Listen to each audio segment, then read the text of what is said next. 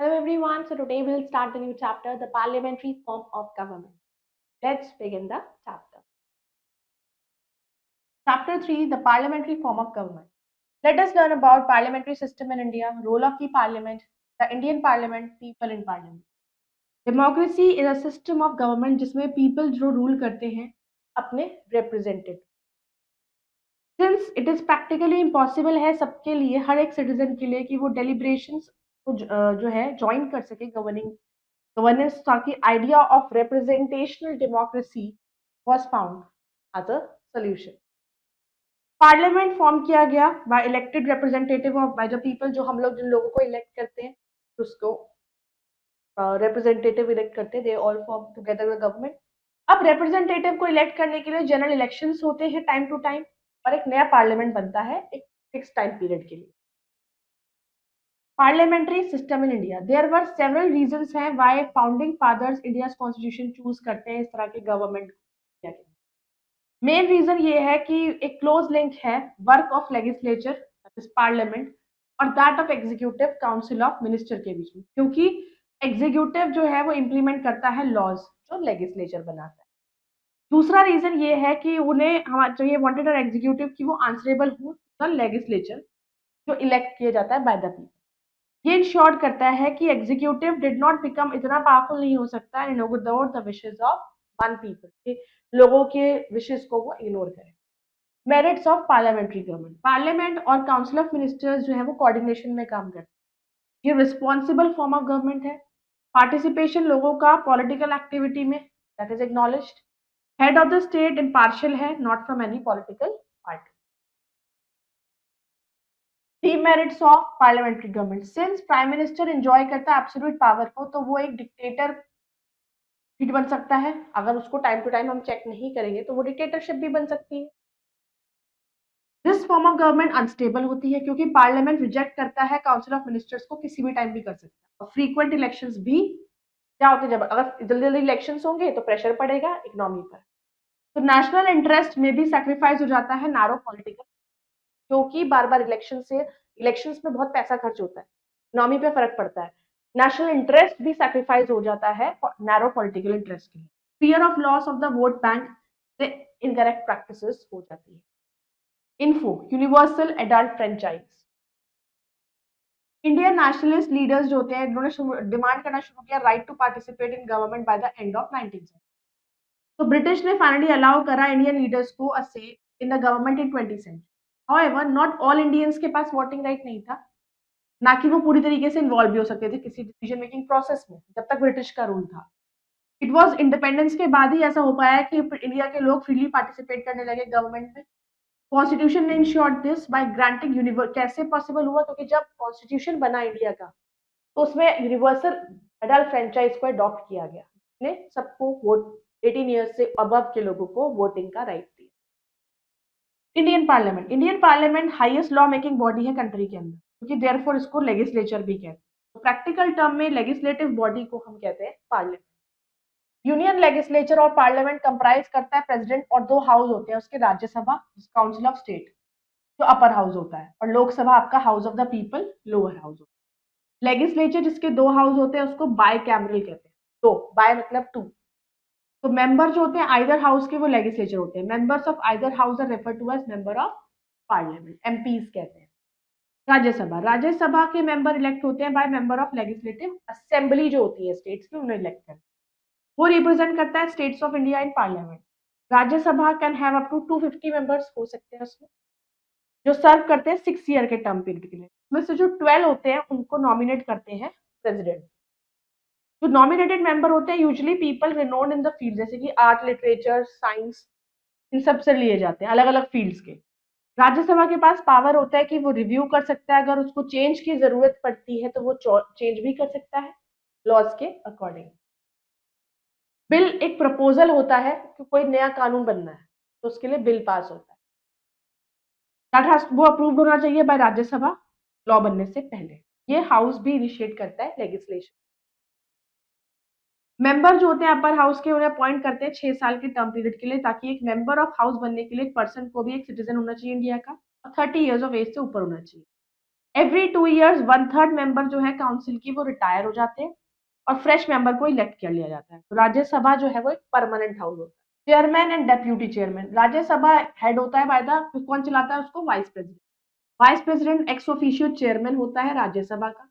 Bill, resolution, motions for question, ये सब कौन देखता है राज्यसभा में? Only vice president. उसको असिस्ट करता है डेप्यूटी चेयरमैन, जो इलेक्ट किया जाता है मेंबर ऑफ राज्यसभा, अपने आप से मिलके वो लोग इलेक्ट करते हैं। लोकसभा मेंबर जो होते हैं लोकसभा के डायरेक्टली लोग इलेक्ट करते हैं। लोकसभा के इलेक्शंस होते हैं, उसमें 552 मेंबर से ज्यादा नहीं हो सकते।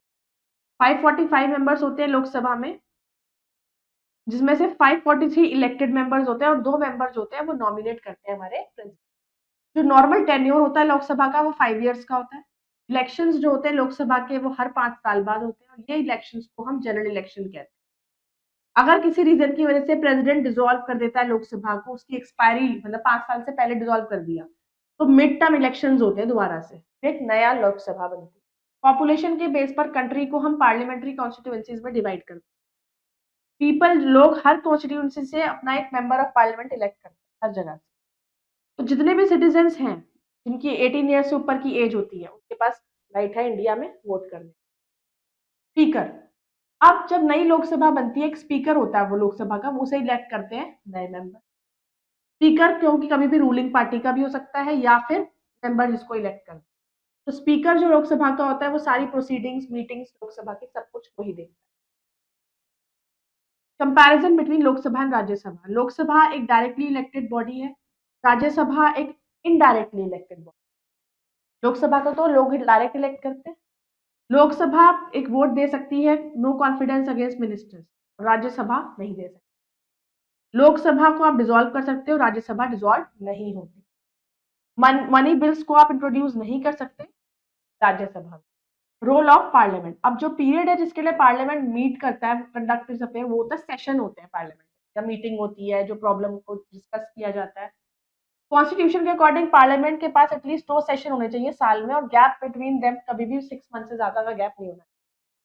यूजुअली 3 सेशंस हो जाते हैं साल में। बजट का सेशन, बजट आता है जब फरवरी मार्च मई के बीच में, फिर आता है मॉनसून सेशन जुलाई अगस्त में, और फिर आता है winter session November December.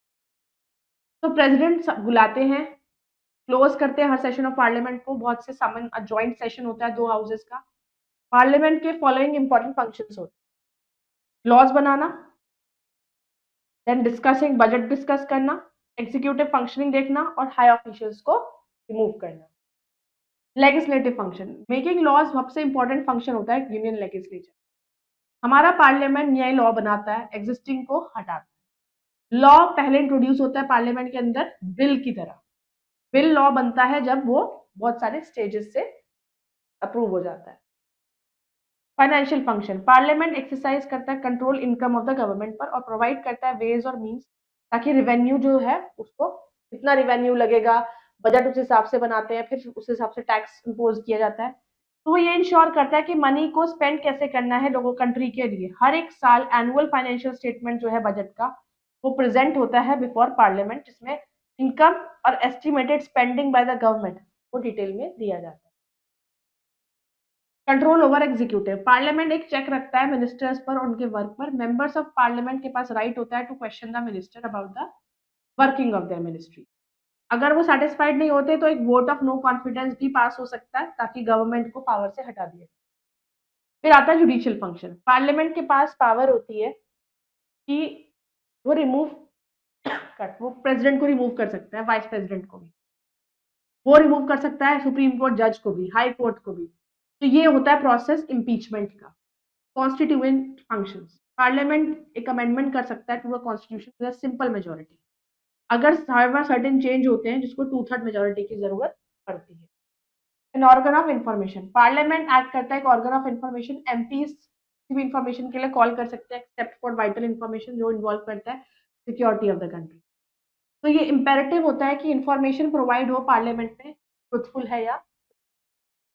People in parliament, composition parliament का चेंज हो गया drastically since the days of first parliament. First parliament constitute हुआ था हमारा 1952 में। तो most of the member in the first parliament जो है वो अर्बन बैकग्राउंड के थे। आज पार्लियामेंट में मेंबर जो है रूरल एरियाज के, even number of women MP में बढ़ गई है। बहुत से सेक्शन ऑफ सोसाइटी अनरिप्रेजेंटेड है पार्लियामेंट के अंदर अर्ली इयर्स ऑफ डेमोक्रेसी में। तो people from down trodden section society के, जैसे शेड्यूल्ड कास्ट, शेड्यूल्ड ट्राइब्स, वो अनरिप्रेजेंटेड थे। रिप्रेजेंटेशन को इम्प्रूव करने के लिए पॉलिटिकल प्रोसेस में रिजर्वेशन दिया गया इन द लेजिस्लेचर। और आज रिजर्व कॉन्स्टिट्यूएंसीज हैं एससीज एसटीज के लिए, जहां वोटर्स हर सेक्शन से वोट करते हैं। आइडिया ऑफ विमेन्स रिजर्वेशन को mooted since a long time, although women's reservation implement किया गया फॉर पंचायत या local body election, reservation in parliament has yet to become. तो during the last 7 decade of democratic rule in the country, बहुत से लोगों ने have been questioning the quality और relevance क्या है type of representation democracy. But fact यही है कि हम पोजीशन में है क्वेश्चंस पूछने के लिए, clear proof that democracy had been successful और thriving in. Let's do the summary of the chapter. Union legislature और पार्लियामेंट कंप्राइज करते हैं president, Rajya Sabha and Lok Sabha. Lok Sabha is also called lower house and its members are directly elected by people. Usual term of Lok Sabha 5 years है। राज्यसभा को हम upper house भी कहते हैं, members elect होते हैं by the people, representative the state assembly. Parliament makes laws, discuss the budget and finance bill. Help करता है check the executive, impeach high official. Let's move ahead with an exercise. Fill the correct option. Who is the presiding officer of Lok Sabha? Speaker. How many members are elected to Lok Sabha? 543. What is the usual term for Lok Sabha? 5 years. Presiding officer of Rajya Sabha is the vice president. How many members in Lok Sabha nominated by the president? Let's move ahead. Fill in the blanks. Minimum age for voting is 18 years.